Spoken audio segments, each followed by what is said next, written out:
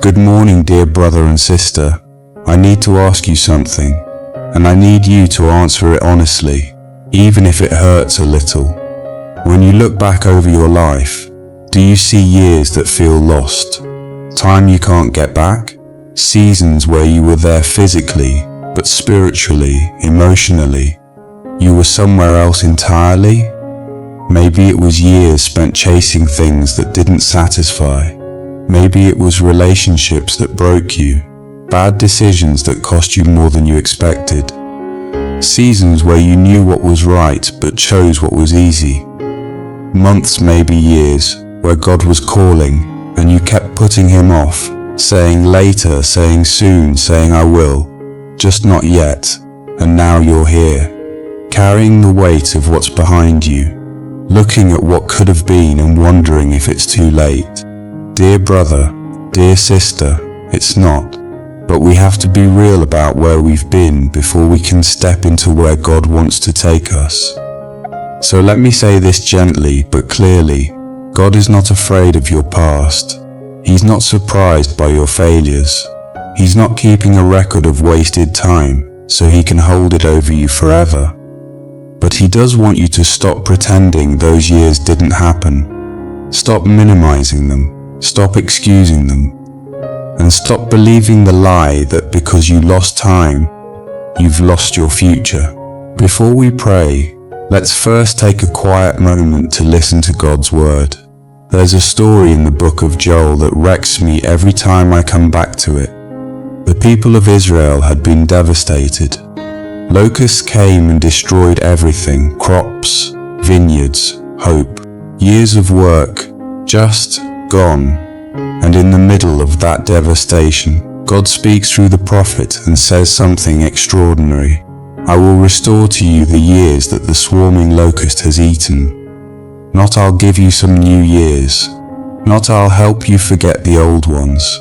I will restore the years. That means God has the power to take what was wasted and redeem it. To take what was lost and rebuild something from it. To take the very thing the enemy thought he stole from you and turn it into a testimony of grace. But here's what we can't skip over. That promise came after repentance, after the people stopped making excuses and returned to God with their whole heart. After they stopped pretending they were fine and admitted they were broken. And that's where some of us are stuck. We want restoration without repentance. We want God to rebuild our lives while we're still holding on to the habits, the pride, the bitterness, the secrets that tore it down in the first place. It doesn't work that way. Jesus said in Matthew 7, "Not everyone who says to me, 'Lord, Lord,' will enter the kingdom of heaven, but the one who does the will of my Father." There were people doing religious things, prophesying, casting out demons, performing miracles, and Jesus said, "I never knew you." That should shake us awake. You can be busy in spiritual activity and still be distant from God. You can say all the right words and still have a heart that hasn't truly surrendered. You can want God's blessings without wanting God himself. And if that's been you, it's okay to admit it. In fact, that's the first step toward real change. So let's come honestly. Let's come humbly. Let's stop trying to dress up our mess and just bring it to the one who can actually do something with it. Let's pray. Father, I come to you this morning in the name of Jesus. And I come carrying things I don't know how to put into words. Regret, shame, the ache of looking back and seeing all the ways I got it wrong, all the time I wasted, all the chances I missed.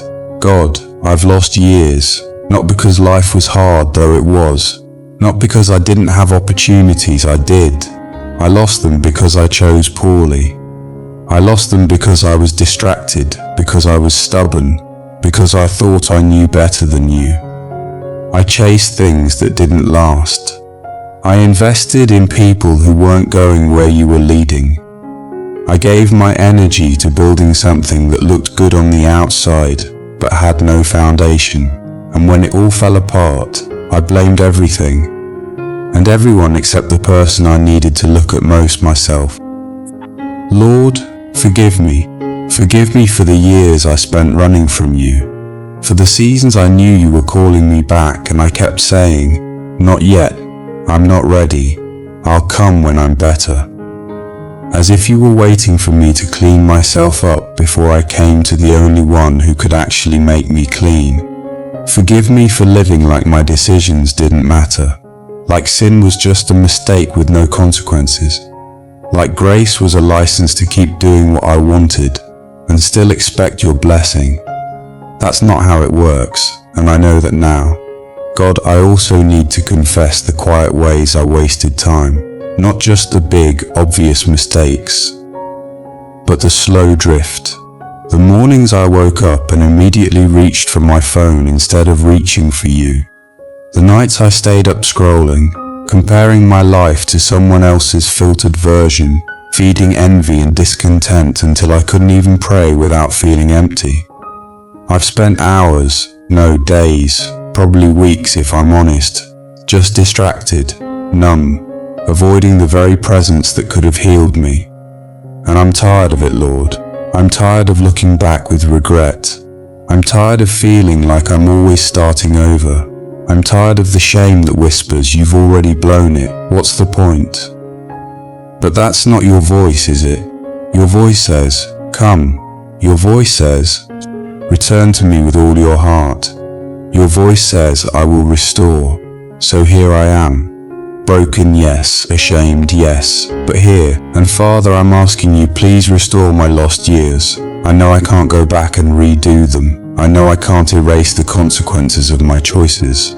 But your word says, you can take what the enemy meant for harm and turn it into something that glorifies you. You can take what was wasted and make it a testimony. You can take what was stolen and rebuild it with grace. I'm believing that today, not because I deserve it, I don't, but because that's who you are. You are the God who restores, the God who redeems, the God who makes beauty out of ashes and turns mourning into dancing. So I'm asking you to rebuild my life, Lord, not the way I would build it. I've already proven I don't know how. Build it your way, on your foundation, with your wisdom, for your glory. Strip away everything that's not of you. Tear down the stuff I built in pride, in fear, in self-reliance. If it's not built on Christ, I don't want it standing. And God, teach me what it means to truly surrender. Because I've said that word 100 times, but I'm not sure I've really done it. I've given you pieces while holding others back. I've surrendered my Sundays, but kept my Mondays. I've let you into my church life, but kept you out of my private thoughts, my finances, my relationships, my ambitions. I don't want to do that anymore. So I'm giving you all of it, the parts that are easy to surrender and the parts that terrify me. The future I keep trying to control, the hurt I've been holding on to because letting it go feels like letting someone off the hook, the bitterness I've justified because they really did wrong me, the unforgiveness I've dressed up as protecting myself. Lord, take it. Take the anger I've carried for years. Take the shame that keeps me hiding. Take the fear that says I'm too broken, too far behind, too old, too late. None of that is true. Your word says you make all things new. Not just some things, not just the easy things. All things. So make me new, Father. Renew my mind. I've believed lies for too long. Lies about who I am, about what I'm capable of, about whether you still want to use me. Renew my mind with your truth. Let me see myself the way you see me, redeemed, forgiven, called, equipped. Renew my heart. It's been hard for too long, guarded, cynical. I've been hurt, and instead of bringing that hurt to you, I built walls. I decided it was safer not to trust, safer not to hope, safer not to expect anything good. But that's not faith, that's self-protection, and it's keeping me from the very thing I need most, you. So break down those walls, Lord. Soften what's become hard. Heal what's been wounded, restore what's been broken, and God, I want to speak directly to the shame I've been carrying. I renounce it in Jesus' name. Shame is not from you. Conviction, yes. Correction, yes.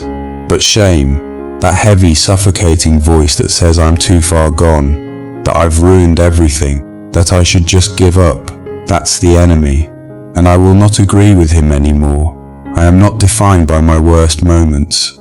I am not disqualified because I stumbled. I am not forgotten because I wandered. I am a child of God, bought with the blood of Jesus, sealed by the Holy Spirit, hidden in Christ, and if God says he will restore, then restoration is mine, not someday, not if I earn it, now, by grace. So I receive it, Father. I receive your mercy that's new this morning. I receive your forgiveness that's already been given. I receive the hope that says my best days are not behind me. They're ahead of me if I'll walk with you. I receive the promise that you work all things together for good for those who love you, even the mess, even the mistakes, even the years I thought were lost forever. You can use them, Lord. You can take the pain and turn it into purpose. You can take the failure and turn it into a testimony that helps someone else. You can take what I'm ashamed of and redeem it in a way that brings glory to your name. So I'm trusting you with my story, all of it. The parts I'm proud of and the parts I wish I could erase. It's yours, and God, as you rebuild my life, please don't let me fall back into old patterns. Don't let me go back to what broke me the first time. Guard my heart, guard my mind, guard my steps. When temptation comes, and it will, remind me of where it led me before. When the enemy whispers that I'm missing out, remind me of what you've saved me from. When I'm tempted to compromise, to take a shortcut, to settle for less than your best, give me the strength to say no. Help me build differently this time. Not on performance, not on what looks good to other people.